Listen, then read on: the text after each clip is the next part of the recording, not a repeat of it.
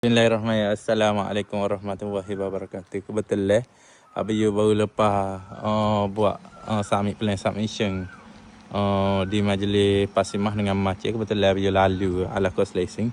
Jadi kita singgah tengok rumah klien kita lah. Kejadian dia sangat lawa dah.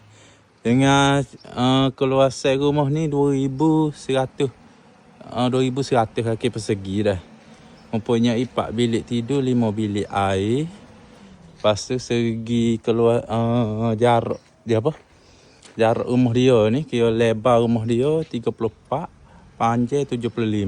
Yo jenis manja sikit. Sebab kita follow tanah dah. Ni bahagian luar. Kira tak siap lagi ni. Dalam proses pasang mozaik kalau kita tengok lah ni. Dalam proses pasang mozaik.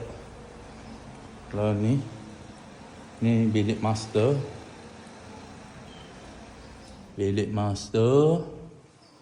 Lepas tu sini bahagian ruang tamu dengan ruang makan lah. Dia buat jenis open concept lah. Dia nampak luas lah kan rumah dia. Ni bahagian kitchen. Kitchen ni dia buat wet kitchen sir, dry kitchen sir. Dapur basah, dapur kering. Baiklah kan, nanti kita tengok dulu kan. Ni bahagian bilik nombor 2. Ada bilik air.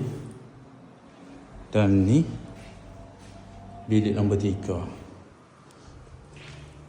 Mungkin dia ada buat perubahan sikit berdasarkan pada plan ni. Ni bilik 4. Kira bilik air semua ada 5 dah. Ni dapur, bar, dapur basah. Ni bahagian laundry lah. Ni bahagian belakang rumah dia. Kita pergi belakang rumah dia. 34 dah.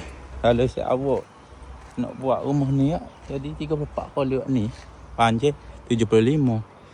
Alah kau selesai tapi jalan tapi rumah yang ada lah waktu. Sebab jalan lah waktu, jadi kita kena ikut syarat-syarat majlis lah. Kalau nak masuk majlis dia memang kena ikut syarat-syarat majlis. Ni bahagian sisi belah kiri lah. Ada teres itu.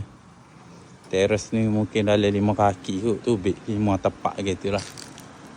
Tunjuk langit. Lah ni Pak comel ni ada tunjuk langit ada. Ada.